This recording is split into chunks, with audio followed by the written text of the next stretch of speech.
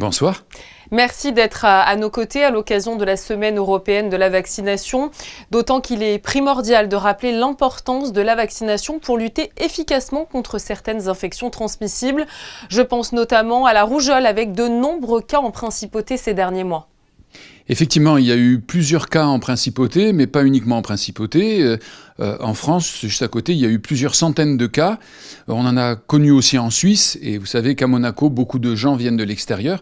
Et donc, il y a un risque très clair d'importer, entre guillemets, la rougeole dans la principauté, ce qui justifie complètement, d'une part, de rappeler qu'on a un vaccin qui est très efficace, à condition de l'administrer en 2 doses, et pour que chacun aussi regarde dans son carnet de vaccination s'il est vraiment à jour. Donc c'est un point très important parce que la rougeole, il faut le rappeler, est une maladie extrêmement contagieuse et c'est une maladie qui, notamment chez l'adolescent, l'adulte, peut être gravissime.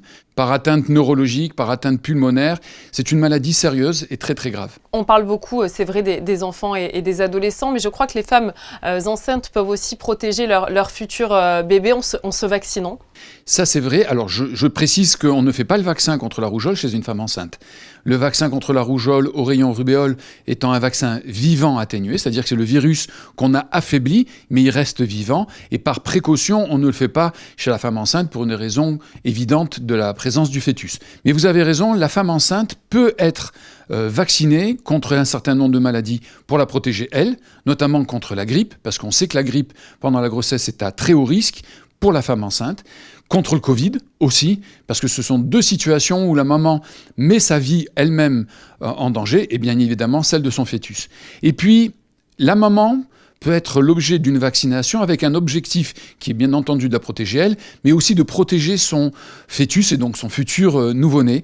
Et je pense notamment à la vaccination contre la coqueluche, où maintenant il est recommandé de vacciner la femme enceinte lors du 3e trimestre de la grossesse, pour permettre à la maman de fabriquer des anticorps, et ces anticorps vont ensuite être transmis par voie transplacentaire au bébé, et ce bébé, dès la naissance, aura un taux d'anticorps suffisamment élevé pour être protégé contre une maladie qui est gravissime dans les 3 premiers mois de la vie.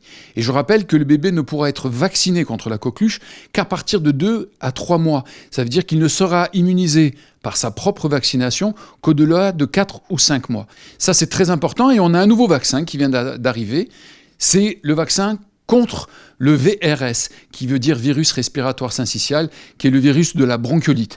Et là, c'est pour protéger la maman, mais c'est surtout pour protéger, là aussi, son futur nouveau-né pendant les premiers mois de sa vie, contre une infection qui est gravissime, puisque ça provoque la bronchiolite, qui est une cause fréquente et d'hospitalisation prolongée pendant les périodes épidémiques, c'est-à-dire de septembre au mois de février. J'aimerais que l'on parle également des adolescents et notamment la vaccination des jeunes filles et garçons contre le papillomavirus humain. Alors, c'est pas nouveau, mais chaque année, il est nécessaire de rappeler. C'est une vaccination qui maintenant existe depuis de nombreuses années, pour lesquelles non seulement on a un recul en termes d'efficacité, directement sur les cancers, puisque maintenant on a des données qui montrent que la vaccination contre le papillomavirus prévient d'un certain nombre de cancers, notamment du cancer du col de l'utérus chez la jeune fille. Il n'y a pas que les jeunes filles que l'on vaccine aujourd'hui, on a aussi les jeunes garçons. Dès l'âge de 11 ans, entre 11 et 14 ans, on peut les protéger très tôt, avec simplement 2 injections. À cet âge-là, je rappelle qu'au-delà de 14 ans, il faudra faire 3 injections pour avoir un schéma vaccinal complet, pour protéger de manière la plus efficace possible contre les cancers du col chez la jeune fille, mais aussi contre les cancers de la vulve, cancer de l'anus, cancer du pénis chez le garçon, et aussi contre le cancer du ORL, c'est-à-dire cancer de la gorge, dont on a montré qu'aujourd'hui, c'est la première cause de cancer de la gorge chez l'homme comme chez la femme. Ça n'est plus le tabac et l'alcool qui est la première cause de ces cancers ORL.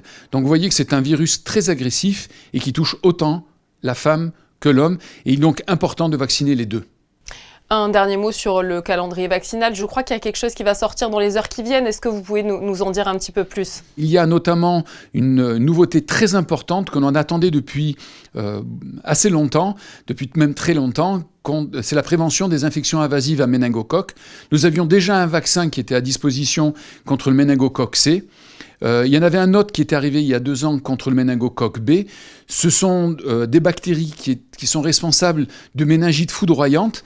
Et on s'est rendu compte, après la période du Covid, grâce, si je puis dire, aux mesures de distanciation, porte de masque, confinement, il n'y a plus d'infection invasive à méningocoque. Le méningocoque ne circulait plus. Ça s'est maintenu en 2023 et en début de 2024, de l'année 2024, on a eu une recrudescence des cas et on s'est rendu compte que non seulement c'est le méningocoque B qui représentait plus de 40% des cas, mais on a vu monter en incidence, ce qu'on appelle en incidence, le nombre de cas de méningocoque W et de Y. Et la nouveauté du calendrier vaccinal, c'est qu'on va mettre à disposition aujourd'hui, chez les nourrissons, mais aussi chez l'adolescent, c'est recommandé et remboursé, un vaccin contre le A, le C, le W et le Y. Donc c'est une avancée très importante contre des infections gravissimes, et c'est ce qu'on attendait depuis très très longtemps. Merci à vous, docteur, pour tous ces conseils et toutes ces recommandations. Je vous en prie.